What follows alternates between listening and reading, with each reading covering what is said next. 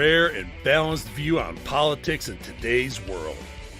Based on facts, born of rationality, common sense, and logic, providing context on today's events. This is American Perspective with Rick Thomas. Hello, everyone, and welcome to American Perspective. Oh, looks like we've got a couple people in the chat that haven't been for a little while. Outlaw Dogs showed up live, and unfortunately, we're going to lose Bam, but that's okay. She's doing it for a good reason, for a good reason. So, yeah, that's fine. You can go and obviously, I mean, I have no control over you guys. You guys do have control over me, though, because you keep showing up every single week. So there we go. Everybody's getting their drinks ready, which is pretty cool. We've got Gentleman Jack and Buffalo Trace going on over in the Facebook land with Barb and Becky. Those two are opening up the bottles early. 3 Chevy is saying he's going to have to go back to drinking Jack. And I'm doing a twofer tonight. That's right. So I have what's very little left of the Four Roses single barrel. That's not enough to actually put it in a glass. And so I'm doing a twofer. I'm going to hit the Four Roses single barrel straight out of the bottle here in just a minute. And what's actually in the glass for tonight is the Knob Creek. I actually have like 3 or 4 bottles of Irish that I'm going to have to get back to as well, Irish whiskey. So, yeah, we're going to have to step away from the bourbon for a bit. And of course, like I said, the Knob Creek is in one of the 2 gifts from my wonderful Whiskey Warrior P1s out there. This one is the It Takes Stones to Drink with Whiskey. I'm going to hold this. You know, hopefully this glass survives for a very long time because I really like it. This one and the American Perspective one. You guys did a great job. But anyway, there's the Stones. Of course, it always needs Stones. But I'm not drinking out of that glass for the first shot of the evening or the first drink of the evening. We're going through the bottle. So here it is. Here's the bottle of the Four Roses. And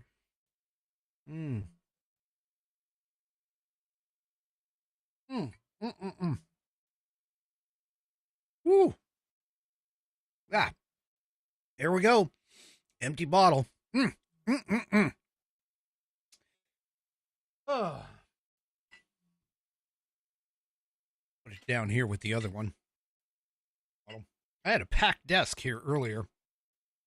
It was just packed. Whew. All right, there we go. We're starting it off right. By the way, Mrs. Whiskey has been hitting me up. She's been wanting smoked ribs quite often. And by quite often, I mean we've had them 3 out of the last, I think, 6 weekends. But anyway. Whew.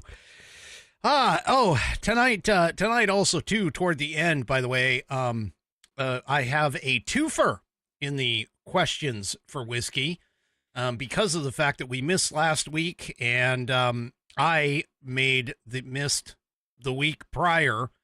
So 3 Chevy and Coco D insert name here have submitted, a couple of questions. And so we're going to be digging through those later on tonight.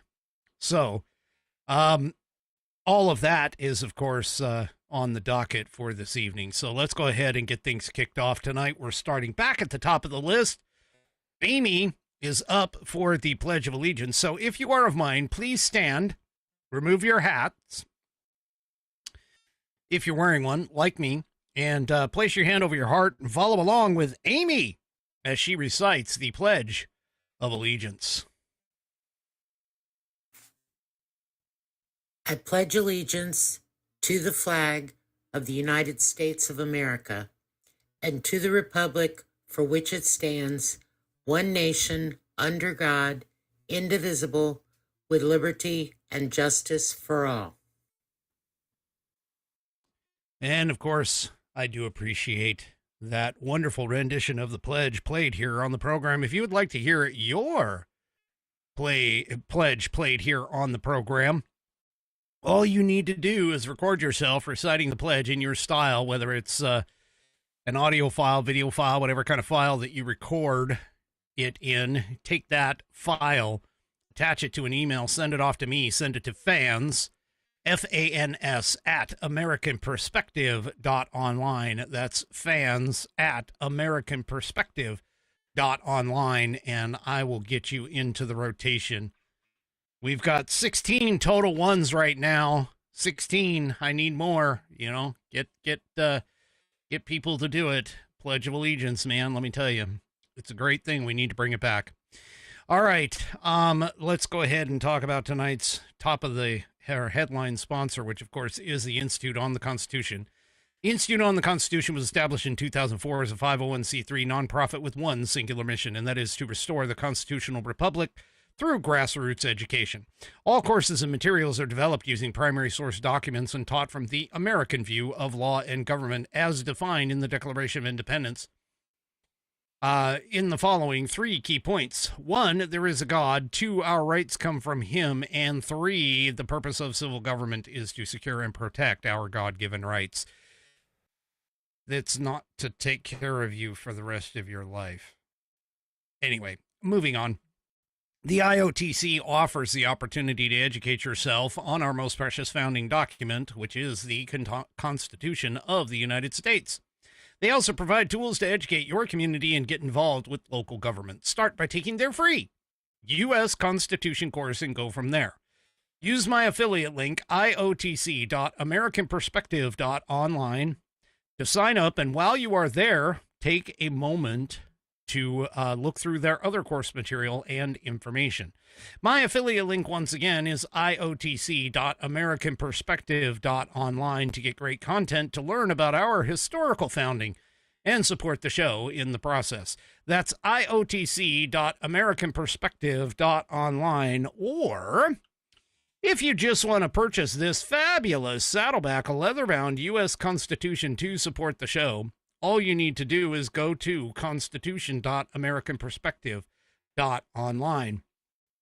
Take a look at this thing. It's got 1/8 of an inch of Saddleback leather wrapped around pages that are water and tear resistant. No cheap glue inside this. They are stitched all the way through the leather and the pages contained within. It's got a 100-year warranty against materials and workmanship defects, such that if something does go wrong with this thing within that time period, you can send it back to the manufacturer and they will either fix it or replace it for free. Buddy, very clever way to say this. Buddy says the pages have radius edges to prevent crimping and poking in the rear end or other places. Anyway, it is Buddy tested, Buddy approved, Billy tasted, Billy approved. My youngest whiskey warrior has confirmed that the information contained within does help you study for your civics badge in Scouts. It also will probably help you with your civics test in school if they still give those. Go get yours today. Get it at constitution.americanperspective.online. I bought several, handed them to my family members over Christmas. So, you know, that's a good stocking stuffer thought process gift for a lot of people. And yeah, you should go and check that out. And also check out the rest of the the Institute on the Constitution's offerings as well. Go and check them out today. And I, of course, thank them for allowing me to be an affiliate. All right. And I know a few people have purchased some here recently.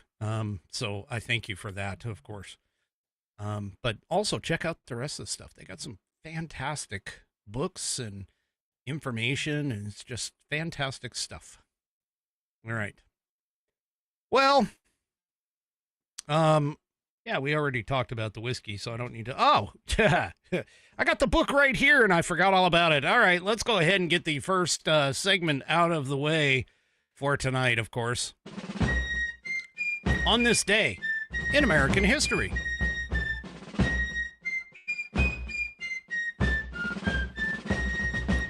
And, of course, for On This Day in American History, we read from the American Patriots Almanac, written by William J. Bennett and John T.E. Cribb, chock full. Look at that thickness of this book. It's got all kinds of factoids and information day by day. Little factoids and information that you can use to learn about this fantastic and historical country that we call home right here. And, well, any other day of the week. Or any other time that you want to. But today is June 28th, and we are going to kick off with Ben Franklin's reminder. In the summer of 1787, the Constitutional Convention met at Independence Hall in Philadelphia to decide how to set up a new government. At times, the arguments grew bitter, and tempers flared in the summer heat. Some delegates verged on quitting when they reached an impasse over whether representation was to be based on population of each state, or if each state should be given one vote. Historians have called this period the critical juncture in the convention. The country was brand new, and it already looked as though it might fall apart. On June 28, 1787, then 81-year-old Benjamin Franklin, the oldest delegate, rose from his seat and made a simple but profound suggestion. They should pray for guidance. Think about that. They should pray for guidance. He reminded the others that the Continental Congress had asked for divine aid at the start of the Revolutionary War. Our prayers, sir, were heard, and they were graciously answered, he said. And have we now forgotten that powerful friend? Or do we imagine that we no longer need his assistance? I have lived, sir, a long time, and the longer I live, the more convincing proofs I see of this truth, that God governs in the affairs of men. And if a sparrow cannot fall to the ground without his notice, it is probable that an empire can rise without his aid? The question is it probable that an empire can rise without his aid? The delegates did not follow Franklin's suggestion to begin each session with prayer. For one thing, they had no funds to hire a clergyman. But his words helped calm the convention, which soon began to make progress. That answered Franklin's fervent prayer. And that is today's On This Day in American History. You know, there are so many people out there who seem to believe, for whatever reason, because they're morons, that this country was not founded on Judeo-Christian principles and values, that this country was not considered to be a Christian nation. And yet, they point to people like Thomas Jefferson, like Benjamin Franklin, who were considered to be deists, and think that is a hit against what is considered to be the Christian belief of God and the returned God. Well, I keep telling them whenever I run across them on social media, the understanding of the difference between a deist and a Bible-believing individual basically falls to the difference between whether or not they believed in what is known as the revealed God of the Bible versus the natural God that is revealed in everyday life.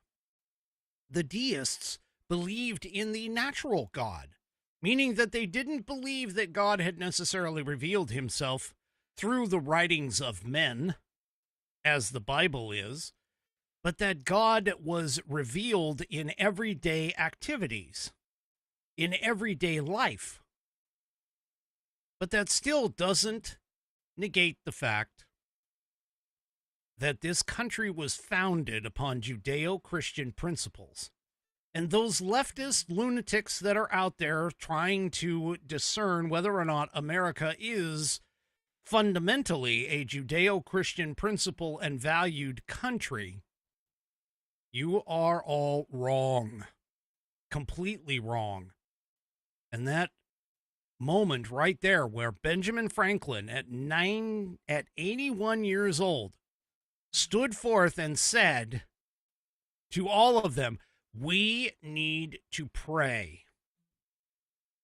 If he didn't believe in a God, if he did not believe in a creator, then who would he be praying to?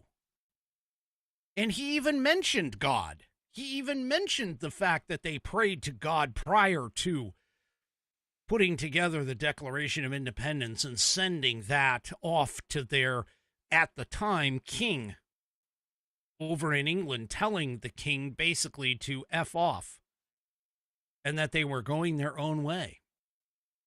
How could this country, if you look at things like this and the nature of the founding and how exquisite of a document that we had created, not only in the Declaration of Independence, but also in the Constitution of the United States, that has served us well when properly interpreted and used, has served us well for close to 250 years. And to think that this small little fledgling country took on the largest and, as known at the time, the most fearsome army of the entire world at that time, and won. And won.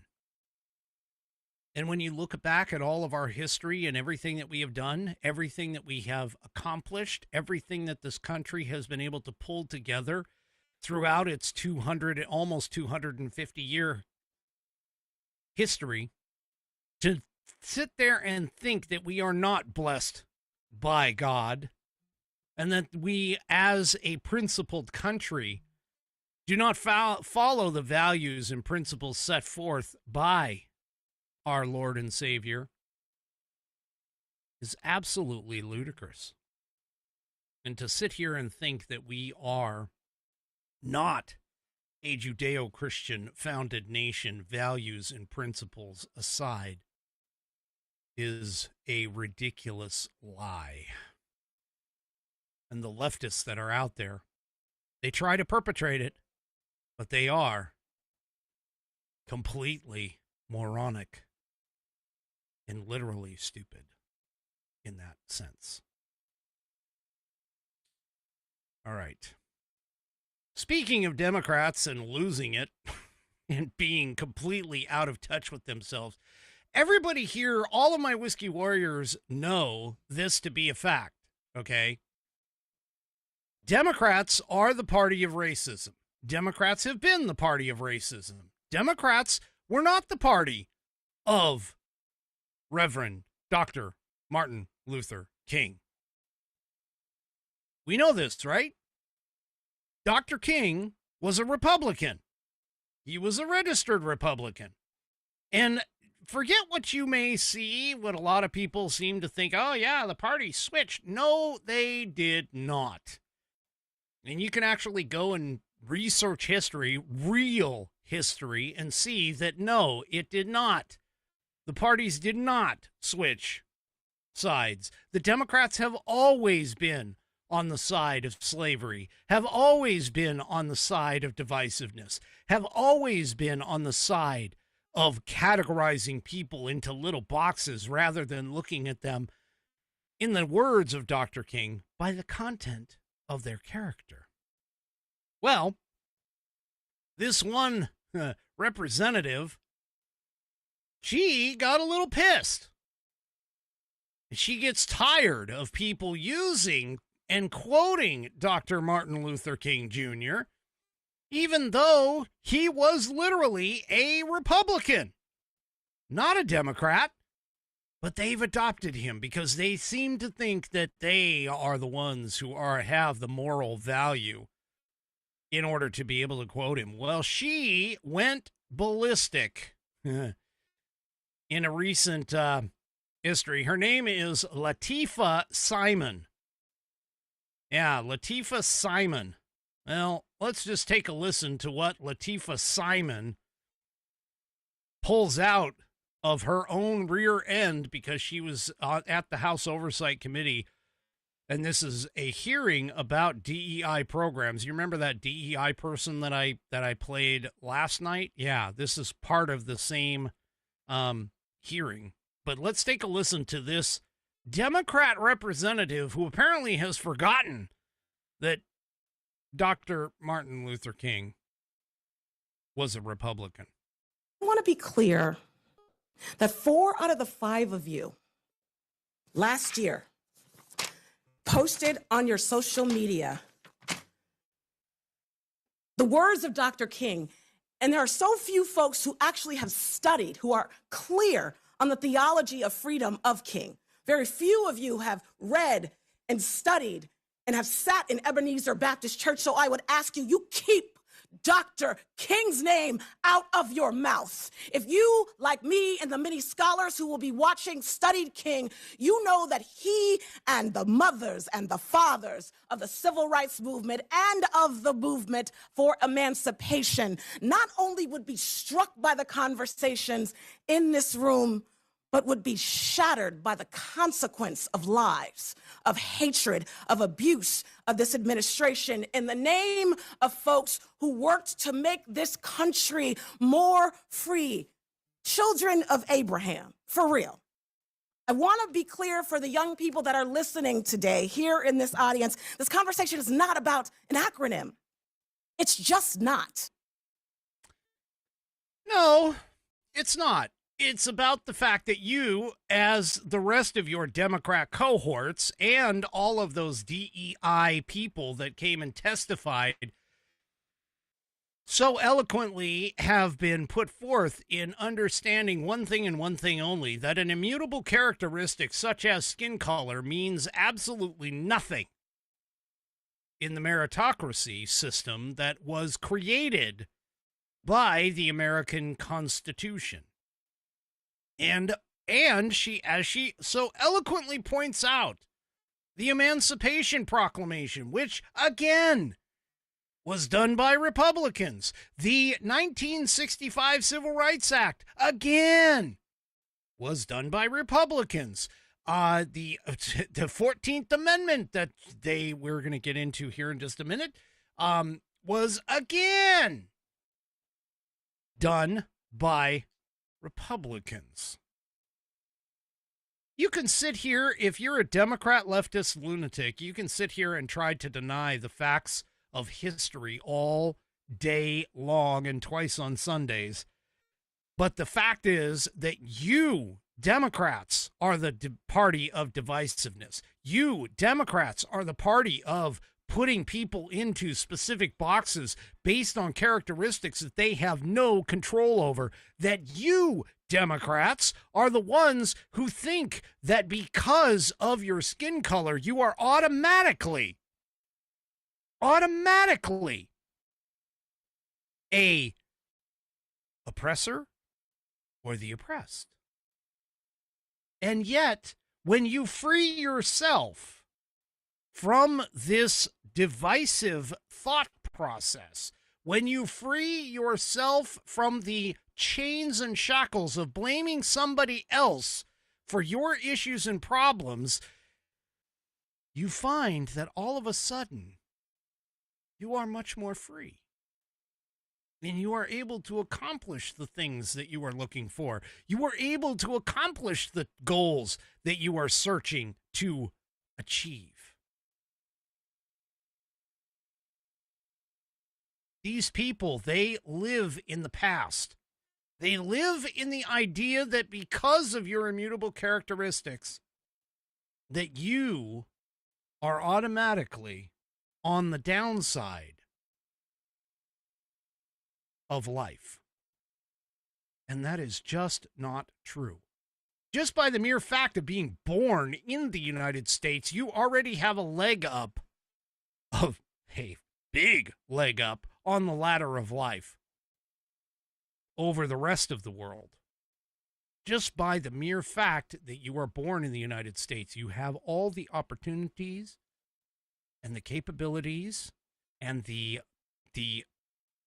all you have to do is apply yourself to the task at hand to get the goal where you are looking to head toward, and you can achieve it. And whether or not you achieve it or not is all up to you. It has nothing to do with what your skin color, hair color, eye color, how many fingers you have, or anything of that nature. Things that are beyond your control, none of that matters. What does matter, though, is whether or not you are willing to put in the work and you are under the understanding that if you yourself are the crafter with God's help of your life, that you can achieve greatness, whatever that greatness happens to be.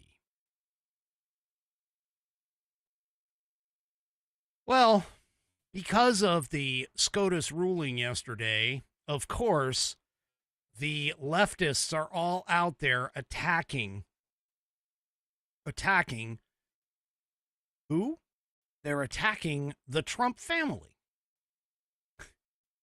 I don't know how many memes I've seen where they've been sitting there and they're like, well, now because of this SCOTUS ruling, birthright citizenship, they need to ship Melania off, or Ted Cruz, or what's his name? The Secretary of State, Marco Rubio.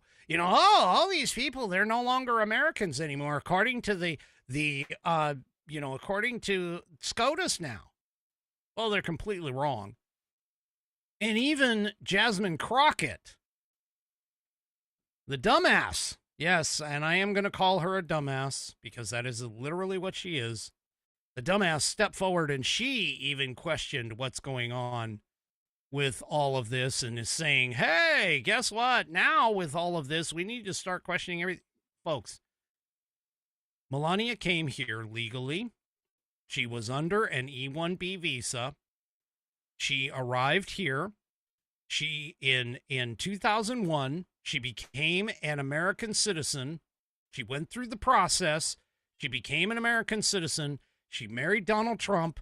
Donald Trump is a U.S. citizen. He always has been, and therefore all of their children are U.S. citizens as well.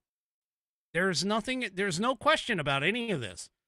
But apparently Ms. Crockett seems to think that all of this is in question. By the way, a box of Crockett's is worse than a box of rocks for intelligence level. Take a listen. Since we're talking about integrity, I'm confused as to why my Republican colleagues aren't talking about the lack of integrity when it comes to the president's family's visas. Let me remind y'all that Melania, the First Lady, a model, and when I say model, I'm not talking about Tyra Banks, Cindy Crawford, or Naomi Campbell level, applied for and was given an EB-1 visa. And what that stands for is an Einstein visa. Now, y'all that don't know, let me tell you how you receive an Einstein visa. You're supposed to have some sort of significant achievement, like being awarded a Nobel Peace Prize or a Pulitzer, being an Olympic medalist, or having other sustained extraordinary abilities and success in sciences, arts, education, business, or athletics. Last time I checked, the First Lady had none of those accolades under her belt.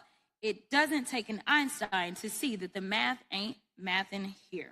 Nevertheless, what Republicans are doing with this reconciliation process, the travel bans and revoking visas, jeopardizes our national security. It threatens our communities, our higher education, and our economy. Visas like the largely vetted J visas for higher education and M visas for trade, training, attract the next innovators, medical providers, researchers, and educators that we need to build on American success. So she is basically trying to attack Melania. Now, given the fact that Melania came here in 1998, okay, she met Donald Trump in 1998, and she came here to the United States in 2001, later became a naturalized citizen in 2006, okay? She went through the process. I don't know where Jasmine Crockett, the moron, is got this coming from this, okay? Melania Trump speaks several languages. 3 Chevy calls out 7. I don't know, not that I don't trust 3 Chevy, but I don't know exactly how many she speaks, but she speaks. She's a linguist, apparently. She's very highly educated, and yes, she was a model at one point in her life. But she is a highly educated individual, and all of that would have come out on that E-1B visa, or EB-1 visa. So, just sitting here and listening to Jasmine Crockett throw in her, the math ain't mathin'. You know, she does this thing where she collects an affect. Okay, collects an affect where she tries to sound ghetto when we know that she isn't. We know that she isn't ghetto, that she actually can speak English quite well and very eloquently, because it's been shown. But no, she wants to try and sound like she is from the streets, and she's nowhere near.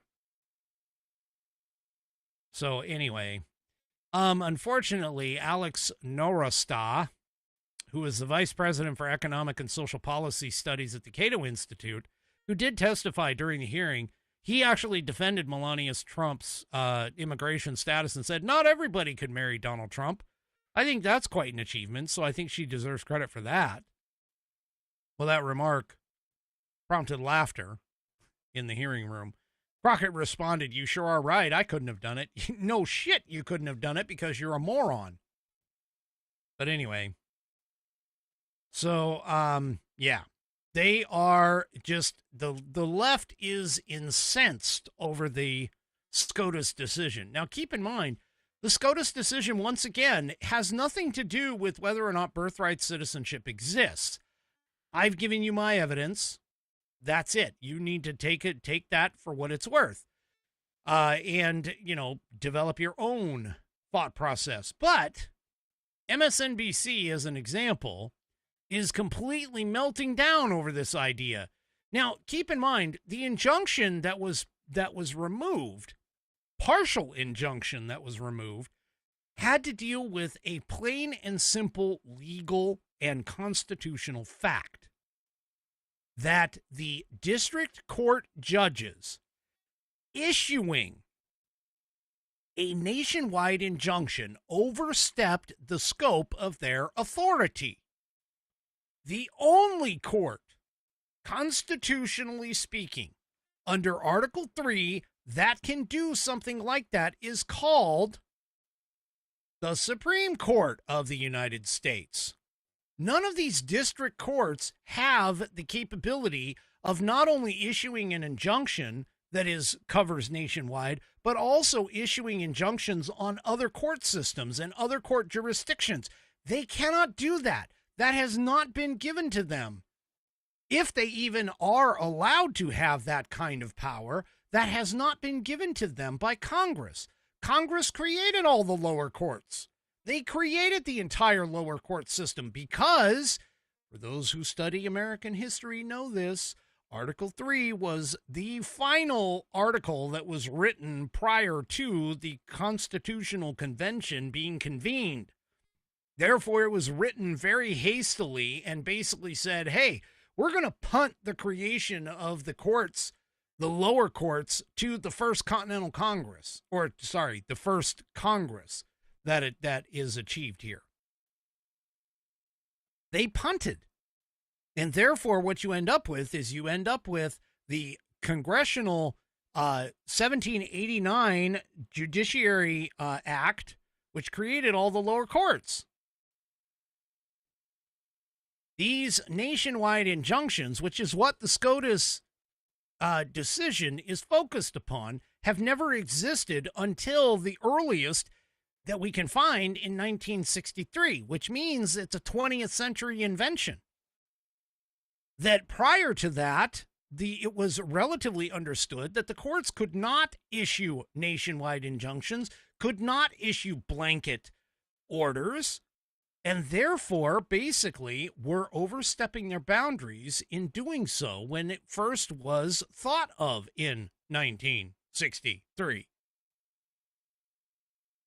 Anyway, the problem here, though, of course, is that these liberal correspondents that are over on MSNBC, they can't freaking figure this out because they have absolutely no knowledge of, nor enough of a English understanding of, or comprehension skills to be able to understand, read, understand, and comprehend English, to be able to understand that this doesn't have anything to do with the birthright citizenship thing. That's going to come later. And by the way, it's already percolating through the court system. But that the plain and simple fact is this: the district court judges overstep their authority, and that's the point. Now, take a listen to this. Where is it? Here we go. Take a listen to this freak out. Take a listen to this freak out on MSNBC. I just want to note the Democratic appointees' strong dissents in this case. Justice Ketanji Brown Jackson calls the court's decision an existential threat to the rule of law. Justice Sotomayor's dissent says no right is safe in the new legal regime the court creates. She calls the court complicit in a grave attack on our system of law. The reality is the Supreme Court's Republican justices took away lower courts' single powerful tool, the most powerful tool for reining in the Trump administration and holding them accountable to the law. Okay. No, they didn't. No, they didn't. What the court did was the court basically said, hey, you can issue an injunction. You can issue the injunction specific to this case, specific to the plaintiff or the defendant, whichever one, specific to whoever is in that case, which is the way the law actually is read. Folks, you can't, as a judge, just automatically say, oh, yeah, you know what?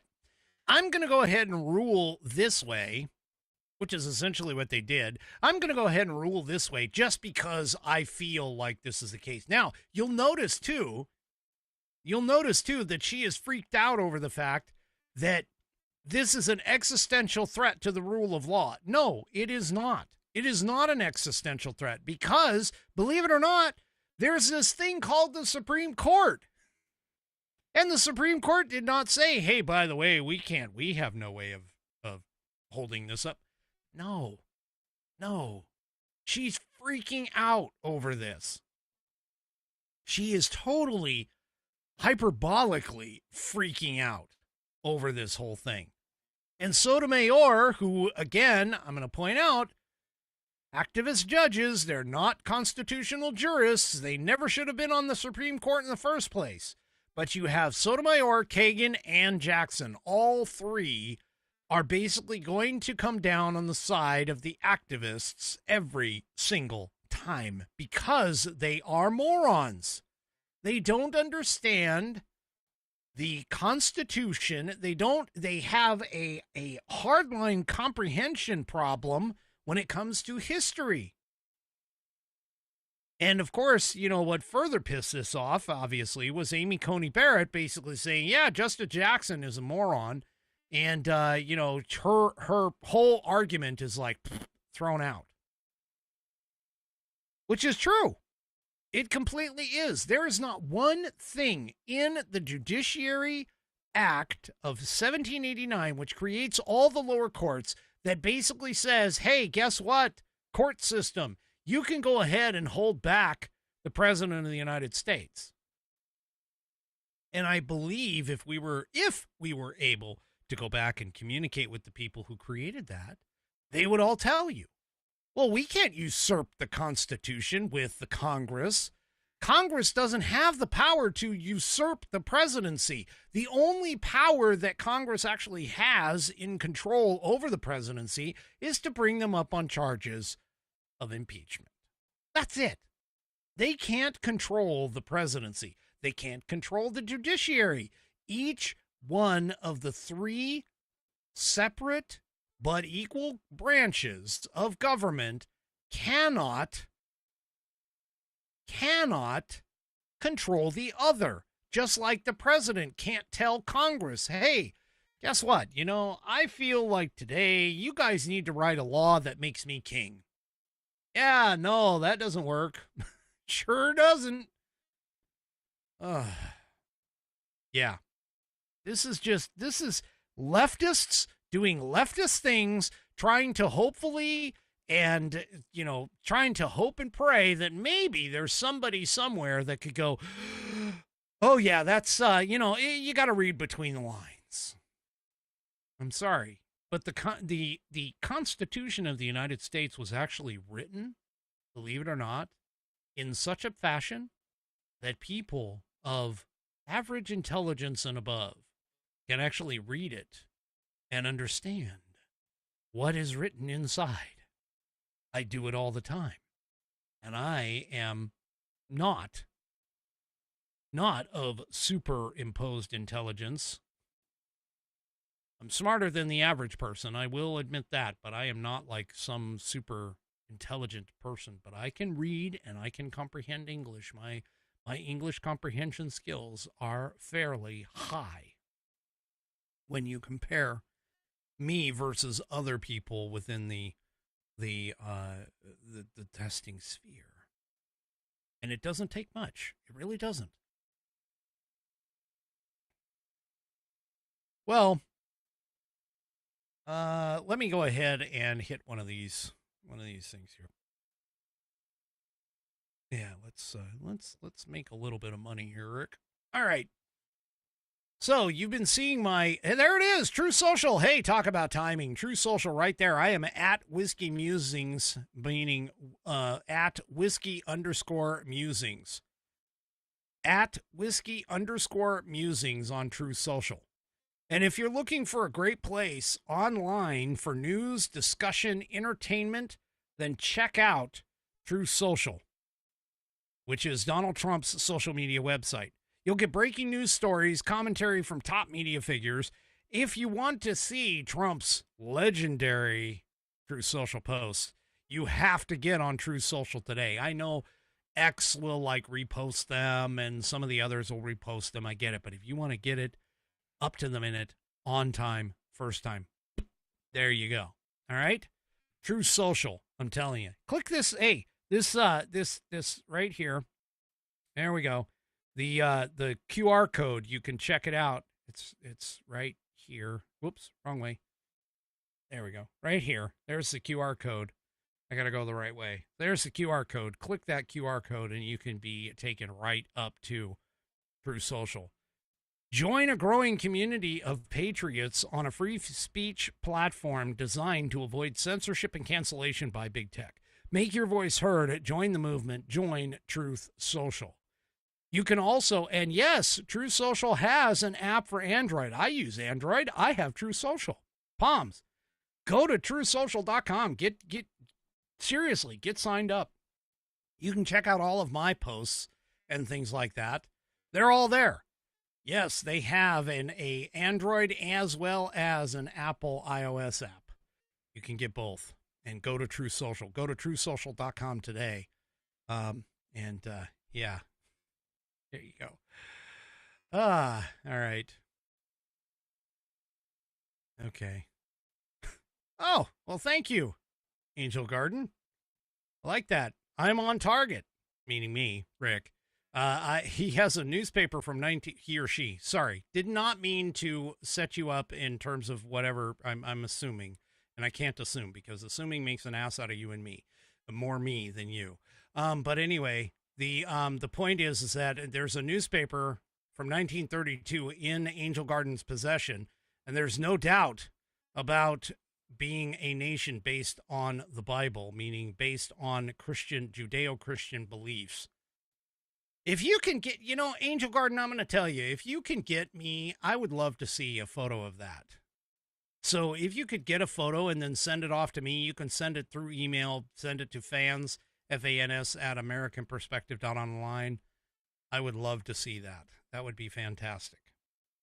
All right. Well, New York is about ready to get it good and hard. And believe me, they deserve it if they bring this guy in as the mayor. Ah, okay. So I was correct, I think. Anyway.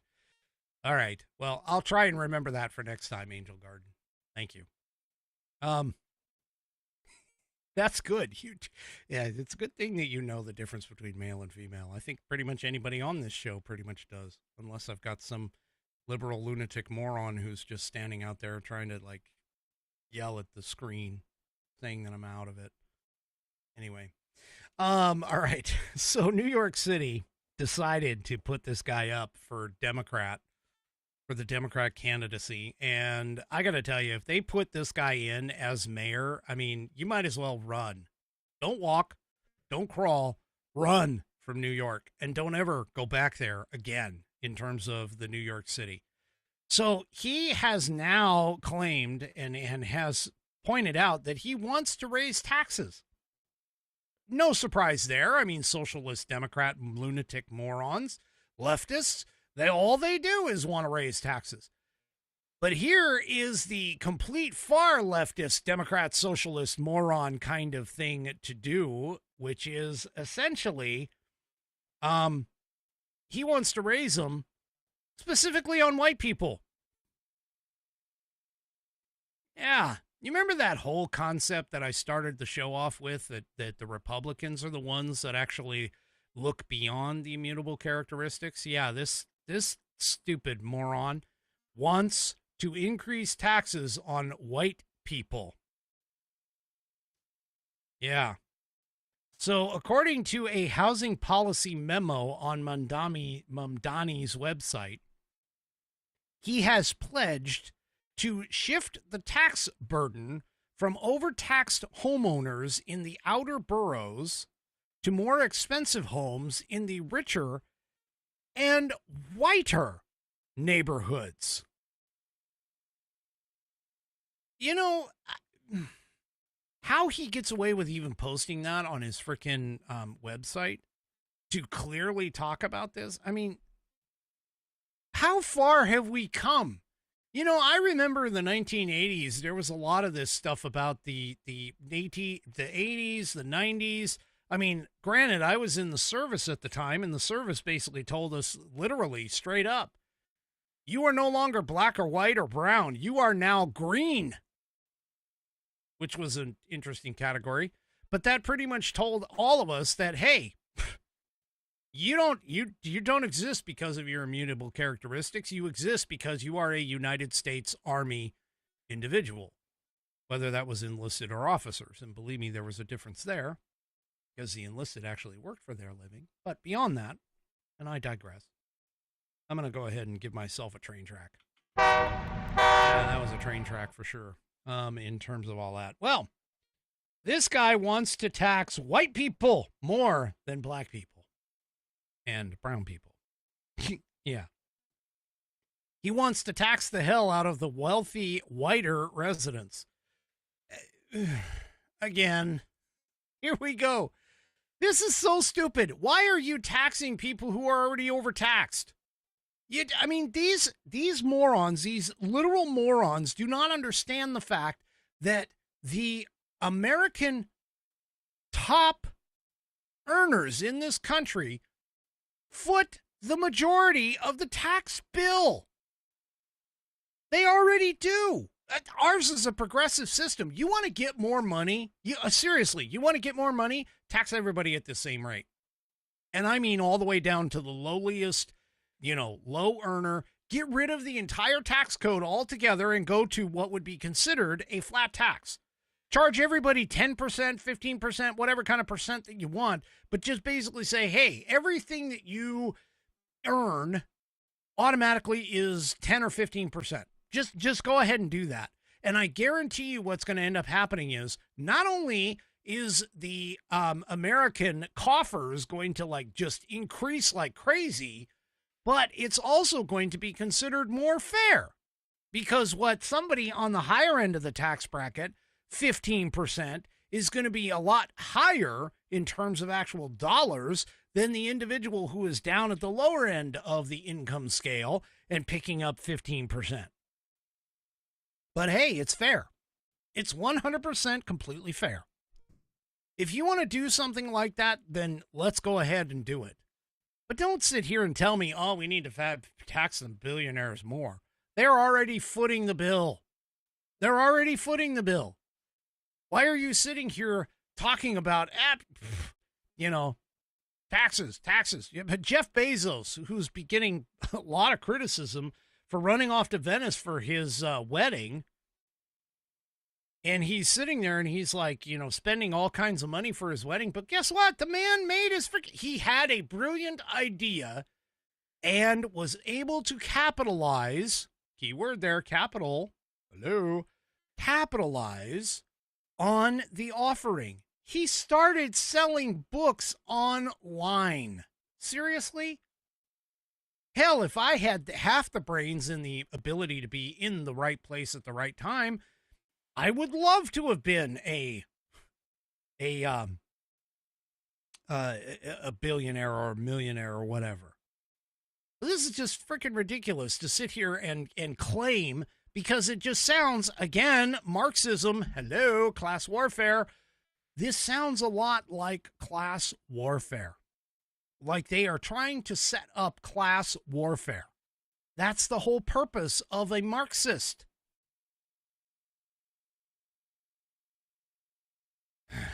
Anyway.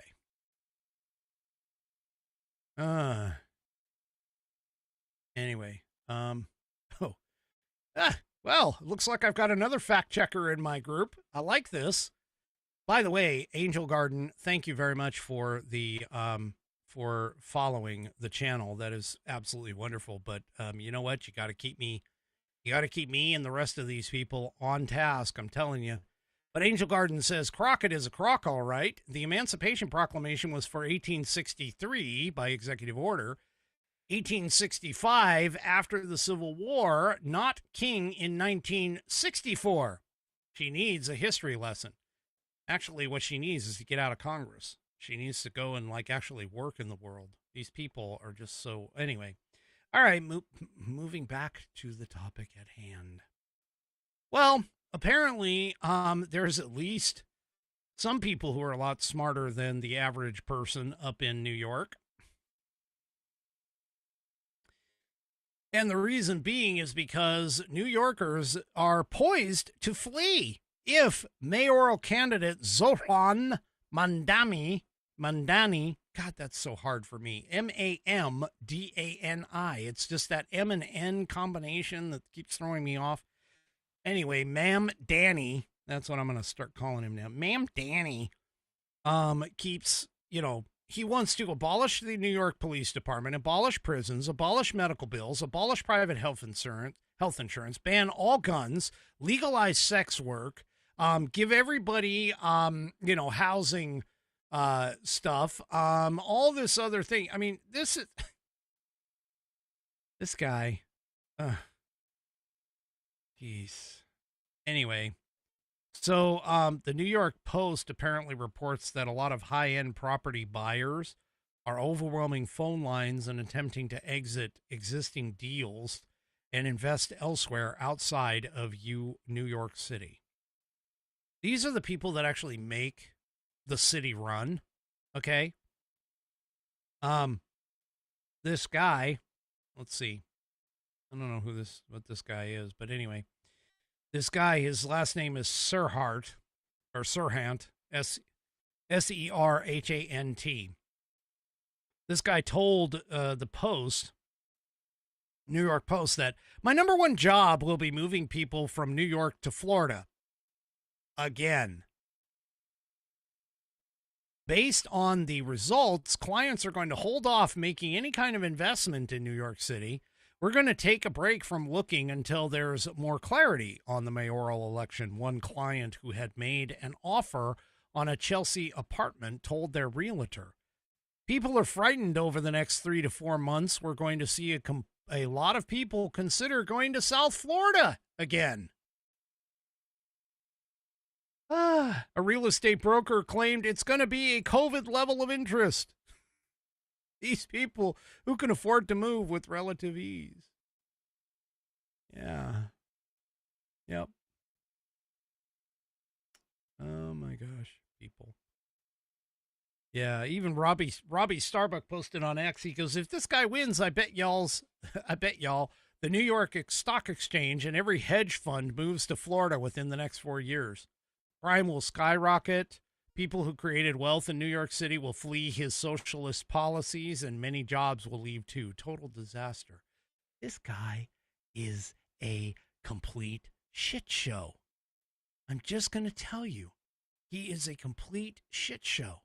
He is going to end up destroying a very wonderful, beautiful city. I mean, don't get me wrong. I've spent time in New York City. It's a beautiful city. It's got a lot of history and everything else, but wow. And it's even getting to the point where a Trump supporter, his name is Bill Ackman, he is promising to fully fund a centrist candidate in order to defeat this Ma'am Danny in a New York mayoral race. He is calling, literally calling, Bill Ackman is calling for crowdsourcing centrist candidates to defeat this socialist guy. I can't even spit out what he is because he's so freaking ridiculous. Anyway, Bill Ackman, who's a billionaire, said Thursday he will back a candidate in the New York City mayoral race to counter the candidacy of New York Assemblyman Zohran Mamdani, an avowed Democratic socialist. I don't understand how anybody can be a Democrat or call themselves a Democratic socialist, because socialism literally is run by the oligarchs. If you look at socialism across the board, even if you look at things like China, they have a supreme leader. You look at North Korea, who's supposed to be socialist. Yeah, they have a king or a supreme leader. You go and you look at the old Russia. What happens? Yeah, Russia is supposedly socialist or socialistic in nature. They have, Putin. I mean, seriously, folks, come on. This is not, democracy is the vote of the people. You can't take those two words and put them together and actually reconcile what that means. How can you be a democratic socialist? Anyway, so Ackman wrote on a post on X that he is gravely concerned about New York City after Ma'am Danny's apparent victory, and went on to ask, who is your best centrist candidate who could go toe-to-toe with Ma'am Danny on the campaign trail and the debate stage? Let's crowdsource the names and then do a poll. If someone is ready to raise their hand, I will take care of the fundraising. Yep. So these people, I'm just telling you, man. Oh my gosh. New York City people, if you live in New York and you're within the sound of my voice, I'm just going to tell you, you guys deserve it good and hard if that asshole gets in. And yes, I did say he was an asshole.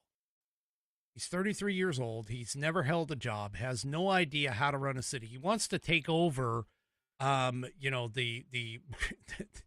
wants to take over the groceries in the area and turn everything into a, you can just walk up and hand over a piece of clothing and get food or whatever. I don't know. He wants to go off the barter system, which will work if you have things of value. But if you don't have anything of value, how are you going to do that? Anyway. New York City, you guys, I'm just telling you, you Democrat morons are literally morons. I don't think I can make it any other way. You don't have two brain cells to rub together in your frickin' heads. That's it. Well, on the green front, green energy front, I saw this and I actually was like kind of surprised. Do you remember that thing that happened back in, let's see, where was it? Where was it? Oh, the 1970s. You remember this site in the 1970s where, yeah, they almost had a nuclear meltdown? In fact, it actually had a partial meltdown. 3 Mile Island, which is in Pennsylvania, had a partial meltdown. The Unit 2 had a partial meltdown in the late 1970s. It was all over the news. I heard about it in school and everything else. Had a partial meltdown. Kind of like, I mean, it's just, it was just it was pretty bad. Anyway, so 3 Mile Island's Unit 2 has actually not operated since 2019, okay, where it was taken offline because of economic reasons. Well, guess what? She's about ready to start back up again. So the nuclear plant is expected to restart ahead of schedule. So they apparently were bringing this in, and they were focused on getting her started back up. And I'm using her because that's just the colloquialism that we use in America. In Russia, they call all their ships and things hims. We call them hers, whatever. Anyway, 3 Mile Island has apparently going to be started back up in 2027, not the original 2028 date.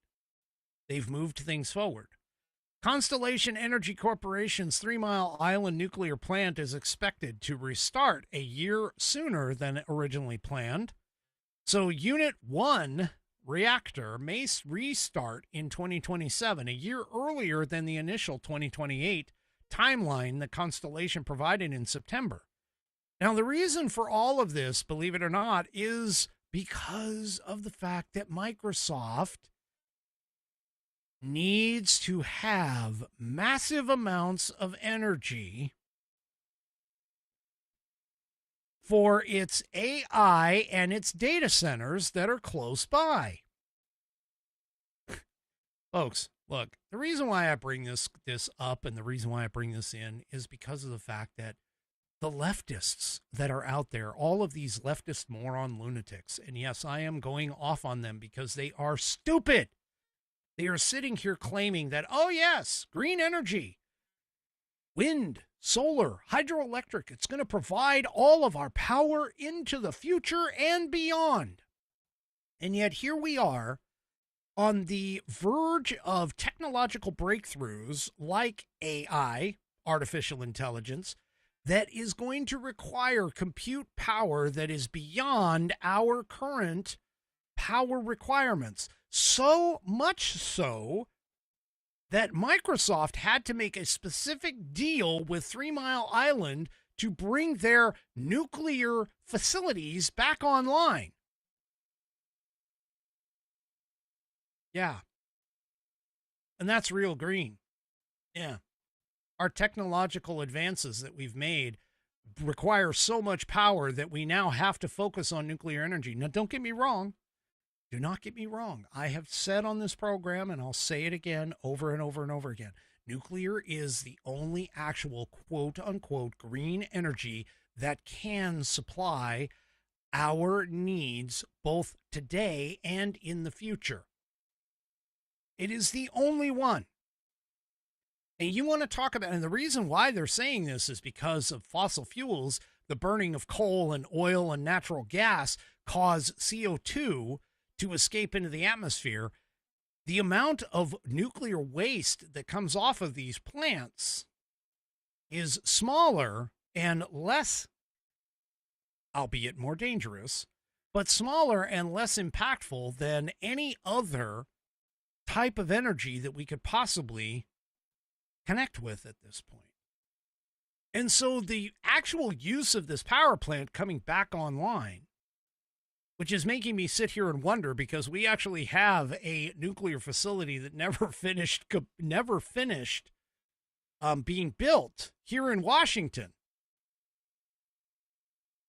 I see the towers, the cooling towers, and there's been videos of people who have gone up there and been able to, I guess, quote unquote, break in and see this nuclear plant. But this is the thing, is that there's no way that we can avoid not using nuclear. We just can't. We can't avoid it because we are consistently trying to pull and draw more and more power from the electric grid that is an aging grid that needs to be updated completely. I mean, if you take a look at California, California has one nuclear plant left.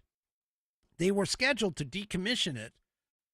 I can't remember when, but they were scheduled to decommission the damn thing, and they couldn't do it because they couldn't sustain their power requirements based off of just solar, hydro, and wind power, along with purchasing power from neighboring states, including Oregon, Washington, and Nevada. They still go through things like brownouts. There is no way that we are going to be able to get off fossil fuels. That is a complete fallacy in thinking. And these Democrat lunatic leftist morons seem to think that we have all of this energy available. We don't. Without going to some other form of energy that is going to provide us with our energy needs. You want AI, you want ChatGPT, you want Grok, you want OpenAI, you want the AIs to take over the world and be in charge of everything and turn us into, God forbid, the Terminator? Well, then, hey, you're going to have to freaking allow for things like nuclear energy to come into play. Because there's nothing that we have currently available that is going to be able to take on the power requirements and needs for these large-scale computer systems that are going to be able to take on all of this if we don't look at things that are fuel efficient and energy efficient, such as oil, natural gas, fossil fuels in a whole, and nuclear. There's just no way. Yet here it is.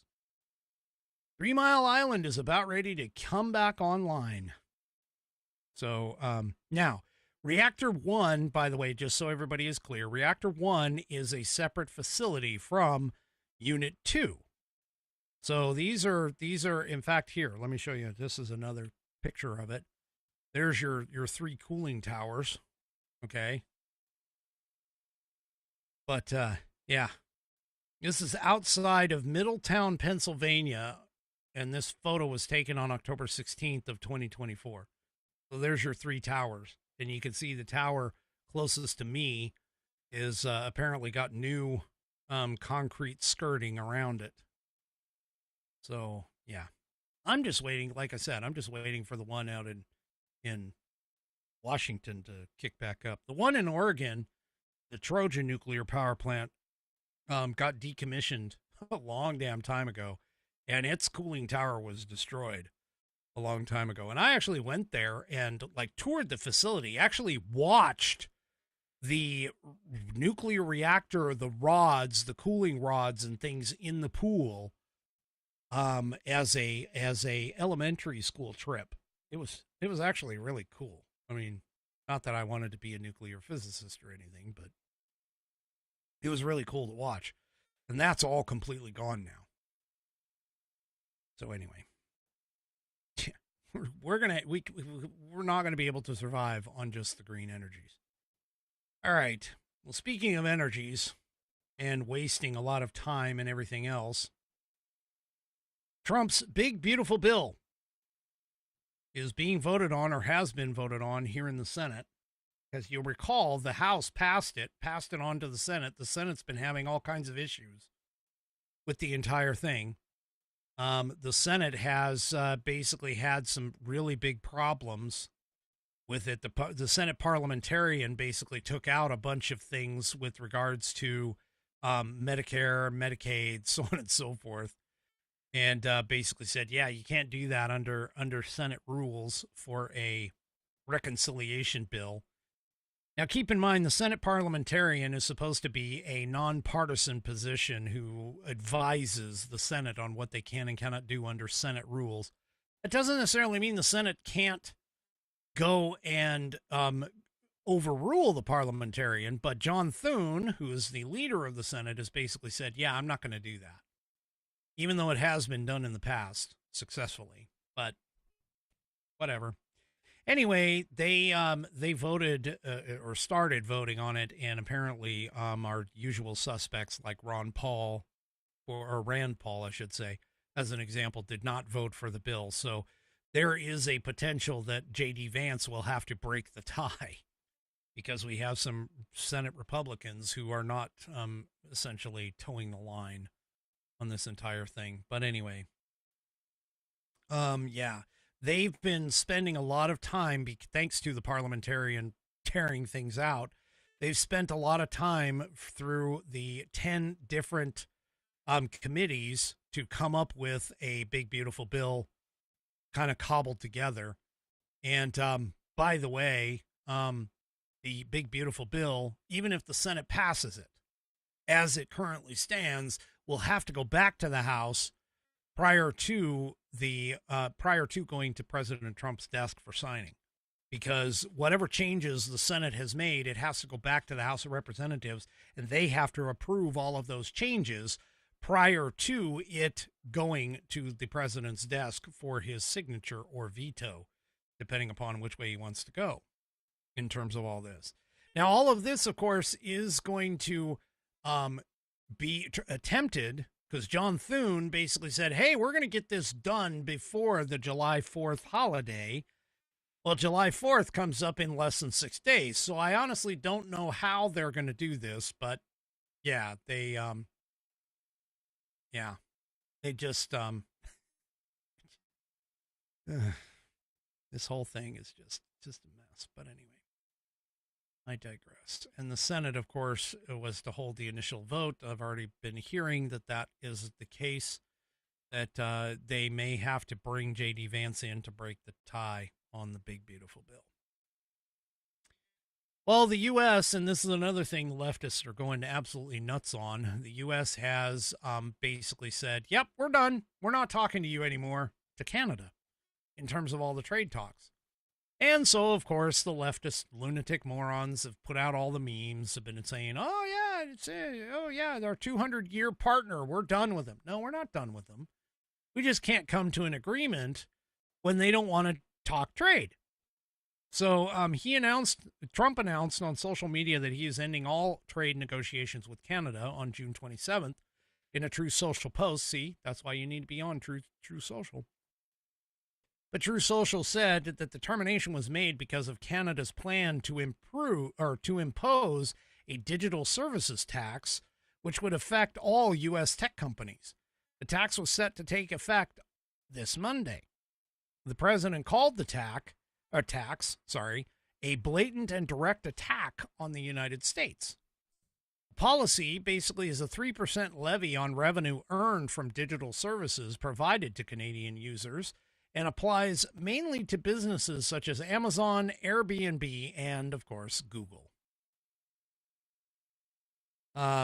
Trump said, based on this egregious tax, we are hereby terminating all discussions on trade with Canada effective immediately. We will let Canada know the tariff that they will be paying to do business with the United States of America within the next 7-day period. And, of course, the leftists are all like, oh, my God, this means that we're cutting ties with Canada. No, it just means we're at an impasse. And trust me, the tariffs, once again, tariffs are designed to do two things. One, balance trade deficits. And two, bring people to the table for some kind of thing that you want done, whether it's a policy change, in this particular case, a trade agreement, whatever. That's what's supposed to happen here, people. And Trump is very effective at using these things. Well, much to the Democrats' chagrin, the S&P 500 hit a new record high following months of the whole Trump tariff doom and gloom that the freaking mainstream media has been pushing out. Well, it's rocketed to record highs, driven up in part by a substantial increase in corporate earnings, as well as the quote-unquote Trump bump, meaning when he got elected president. After marking its all-time high of 6,144.15 on February 19th, the index did slide a little bit, prompting anxiety among investors and doomsaying various analysts, which, by the way, there was an economist. I tried to find the report again. I was going to tell you about it last night. But there was an economist who was sitting there saying that he was talking about all the Trump tariffs and saying that they were going to be just absolutely horrible for the country and everything else. He wrote a piece that after he started looking at them and analyzing things, he started to realize that maybe Trump actually does know what the hell he's doing, and that things are going to benefit America much better because the anticipated amount, the estimated amount to come in based off of the tariffs, provided that they stay as they are today, we're going to be somewhere in the realm of revenues of like $400 billion.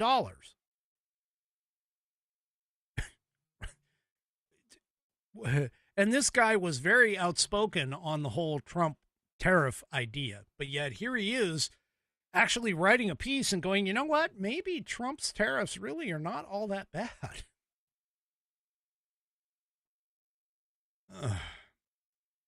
Speaking of investments and that kind of stuff, GE Appliances announced that they are going to invest nearly $500 million to reshore their washer and dryer production in the state of Kentucky.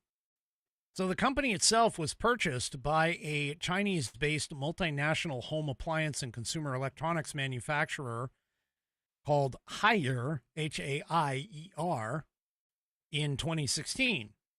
Well, now they have announced on June 26th that it will invest $490 million to expand its washer and dryer manufacturing plant in Kentucky, stating that the project will bring current production back to the United States from China. Oh, I thought those trade deals and the tariffs, they were going to do just all kinds of bad stuff to our economy. And yeah, okay, whatever. Now, I'm not saying that, this is just one example of multiples that have come across the president's desk, but this is just ridiculous to sit here and say that, oh my gosh, it's doom and gloom. End of story. No. Really, seriously, no. All right, before I get into the question of the week, which again, we've got two of them, so that'll be fun. But let me go ahead and tell you about this wonderful product that we have from Rumble. I drink coffee every morning. I think pretty much anybody in America kind of does. I don't know very many people who drink tea. You know, I actually found out from my wife, Mrs. Whiskey, told me that at one point, my stepfather apparently had made a comment to her about the fact that I drank coffee. He didn't realize that I drank coffee. And then he proceeded to blame it on her. Which I thought was kind of interesting and funny. But I digress. Let me go back to this. If you still haven't tried 1775 coffee, now is your shot. The 1775 starter kit just dropped. There is only a small number of units available. They say 1,000. Don't know how many there actually are left. But in this starter kit, you're getting the Bold Dark Roast that hits harder than a CNN fact check, the Smooth Medium Roast, and, of course, the Vitality Mushroom Coffee, which has clean energy and laser focus with no crash. All of them are single origin, small batch, toxin-free, and mold-free. Plus, you're also getting my personal favorite, a gold spoon clip, because freedom isn't scooped with plastic. You're also picking up a frother that is strong enough to stir up not only your coffee, but also your mother-in-law's political opinions. You may or may not want to like deal with that. It depends on what her political opinions are. But anyway, moving on. You'll also receive a black 1775 tumbler that says, I don't take life advice or caffeine from a woke sea witch. $170 worth of coffee and gear, yours for just $99. This is for the ones who have been watching 1775 Coffee blow up on Rumble and wondering if it's actually worth it. Spoiler alert, it is. Go to 1775 Coffee. That's 1775coffee.com / key on your keyboard / studio, STUDIO, and grab your starter kit before they are gone. Bold beans, clean fuel, and a morning routine that stands for something, just like Rumble does. Start your day with coffee that actually backs what you believe. Go to 1775coffee.com / studio. That's 1775coffee, all one word, .com / studio, STUDIO, and grab your starter kit before they are gone. All right. And I'm being told by Bonnie, who, when her feet hit the floor in the morning, Satan says, "Oh shit, she's awake." So I can't deny her. She says I need to take a drink. So here we go.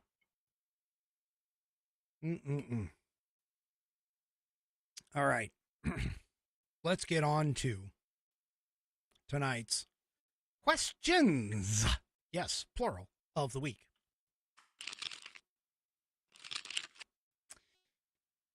All right. So our first question is a longtime holdover from the wonderful, the magnanimous, the absolutely fantastic Koi Pond Master, 3 Chevy. 3 Chevy writes to me, and again, this is a while ago, so bear with me. 3 Chevy writes to me and says, "Good evening, Rick. On Saturday the 7th, you had a graphic that showed the state of California." I think he meant California, but that's okay. California fits. California gets 1/3 of its budget from the federal government. I was wondering how this compares to other states and how many, if any, are financially independent.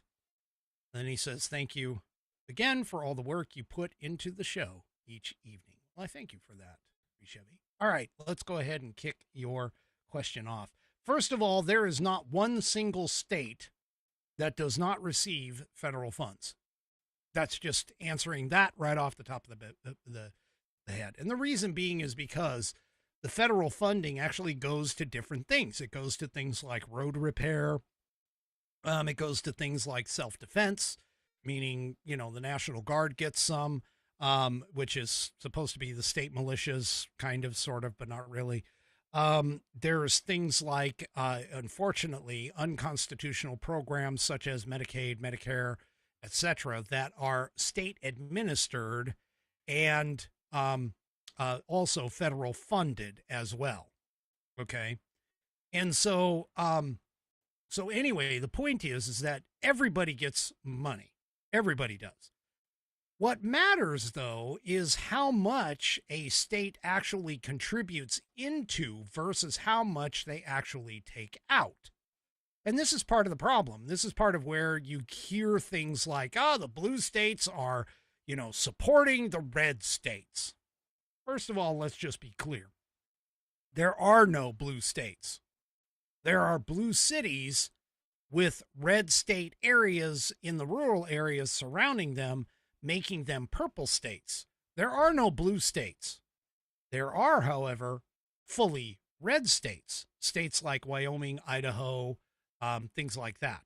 Okay. Now, all of that is basically to let you know that the 5 states that received the most federal aid based on usafacts.org in 2021, okay, were the following: California at $162.9 billion, New York at $110.2 billion, Texas at $105.8 billion, Florida at $58.8 billion, and Pennsylvania at $57.1 billion. Now, here's the correlation. The correlation is those are the top 5 populated states. So basically, because of their population, they received the most federal funding. That's just the way it works. It's called apportionment. It's in the Constitution. That's the way it's done. It's broken down based on population.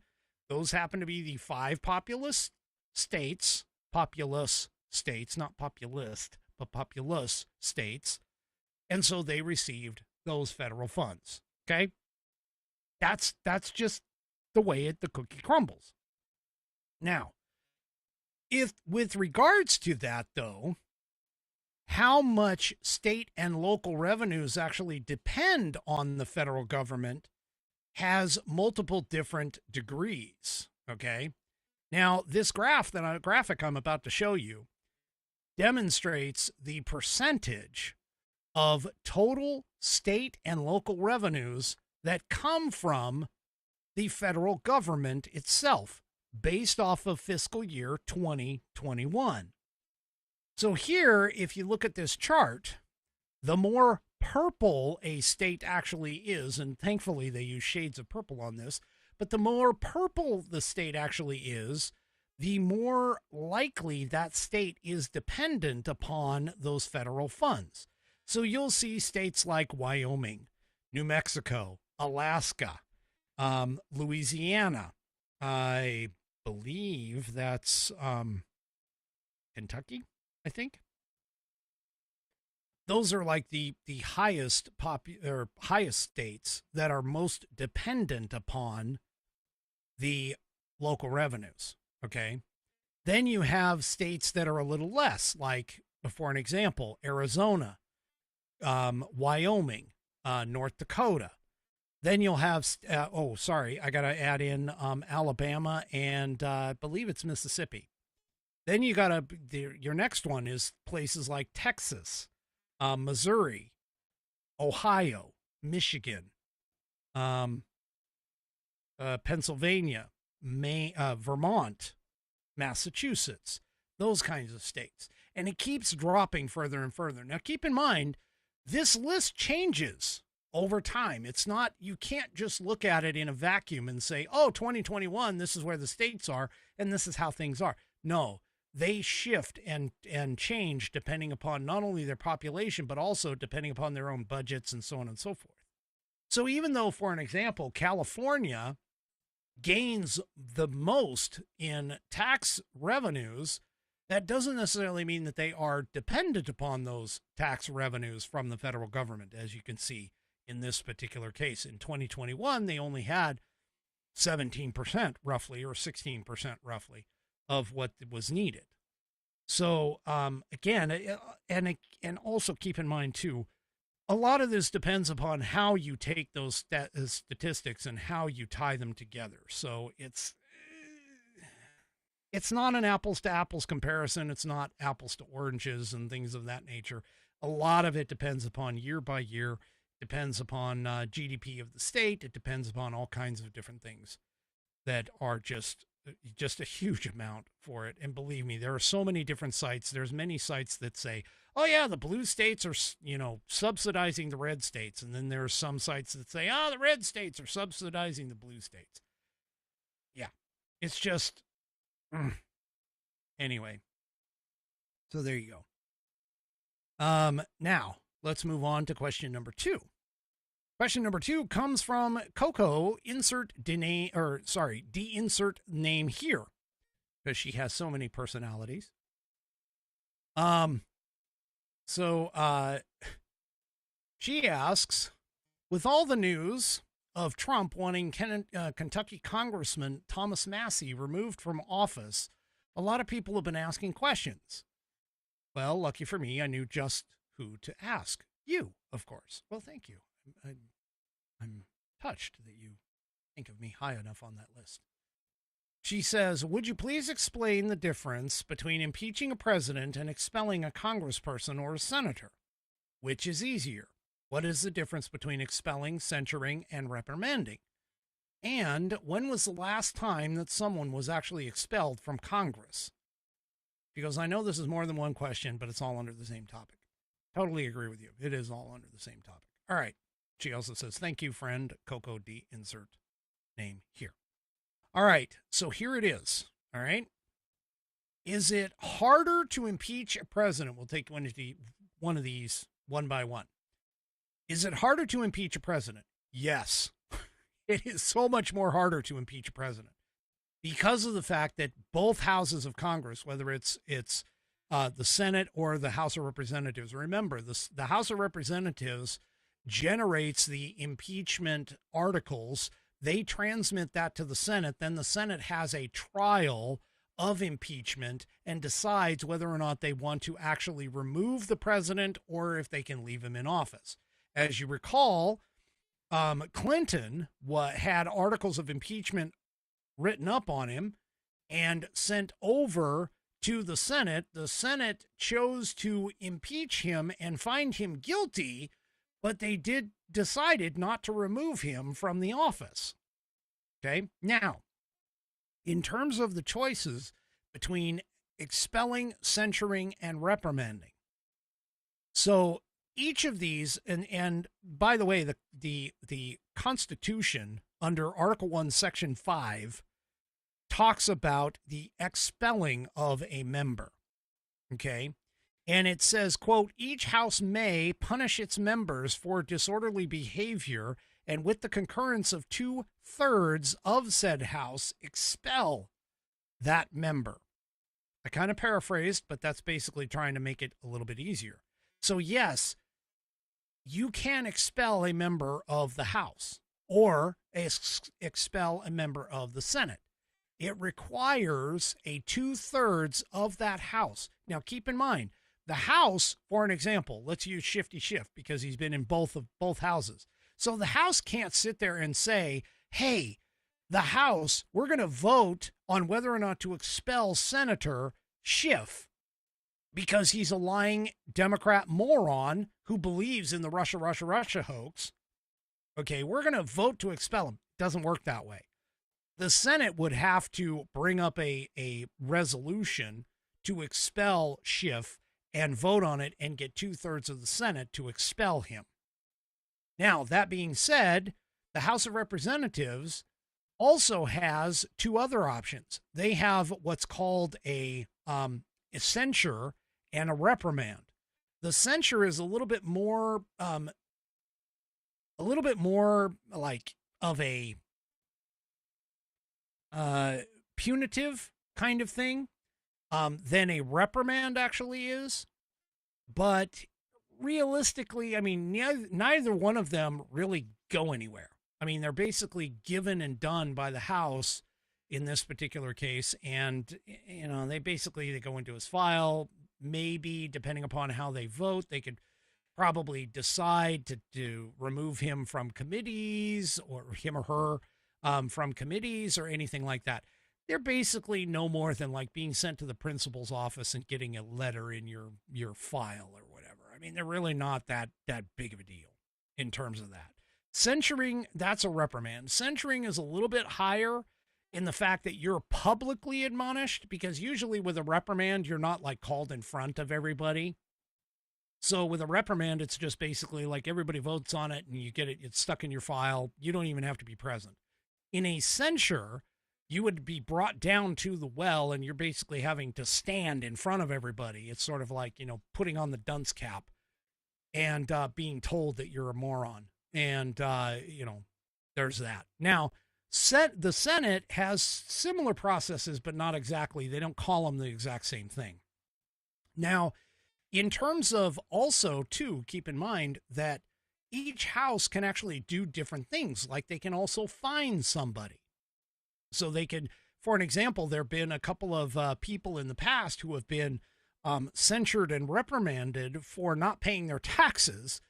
And the House of Representatives or the Senate, depending upon which one, has assessed a fine and said, hey, you can't join in any of your committees until you pay back the IRS for the stuff that you haven't paid for.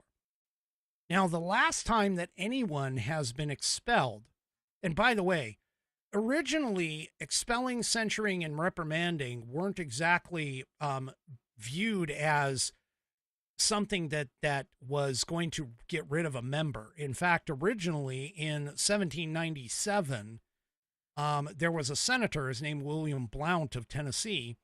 He was actually attempted to be impeached under the impeachment process. Now, keep in mind, this is when they were trying to kind of figure things out.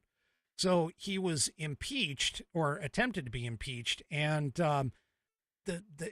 basically they said, yeah, guess what? We're done. We're just going to expel him. So the House impeached him, and then the Senate received the official notice of impeachment and voted to expel that senator by a vote of 25-1. So, yeah. Anyway, so impeachment has been used in the past, but it's not really the way of moving forward as far as that goes. Now, the last person that from either chamber that had been expelled actually comes all the way up to 2002. And that individual had been convicted of several felonious crimes, including the crime of bribery. So, yeah. And again, keep in mind, both houses have their choices. They can do what they need to do in order to, admonish, I guess is the best way to term it, their own members. So realistically, what ends up happening is you'll see something like a referral to the House Ethics Committee, as an example, kind of like what Matt Gaetz went through. And the House Ethics Committee and the Senate Ethics Committee, by the way, both of those committees are actually evenly split. They're the only committees that are in either house that are actually evenly divided, Democrat and Republican. And the whole purpose of that is, of course, to avoid any kind of any partisanship for that. And so what ends up happening is if you get a referral to the Ethics Committee and the Ethics Committee comes out and says, hey, by the way, we have a resolution that you need to, expel, censure, or what's the other one? Reprimand this individual. That is generally a bipartisan effort across the board. Now, Matt Gaetz, of course, resigned before any of that could come out, as far as that goes, but I digress from the topic. Hopefully that answers your guys' questions with regards to all of this. If you would like to hear your question answered here on the program on Saturday nights, that is the segment question of the week, or question for whiskey, whichever way you want to put it. You can do so by sending me an email. Send it to fans, F-A-N-S, and put in the subject line question of the week or question for whiskey, and I will go ahead and get it into the rotation. All right, folks, that is it for me for this evening. Do me a favor, if you haven't done so already, please head on over to rumble.com, get yourself an account. It is free. And once you are signed up and signed in, please search up the American Perspective channel and click that green follow button to get notified every time that I go live. Also, too, don't forget to hit those thumbs up, or if you're really in a pissy mood, give me a thumbs down across all of my platforms, whether it is X, YouTube, Facebook, and, of course, the aforementioned Rumble. We will see you tomorrow night, or no, not tomorrow. Tomorrow's Sunday. We will see you Monday, 5 p.m. Pacific, 8 p.m. Eastern Time, right here on American Perspective. Have a great rest of your weekend, and good night, everybody.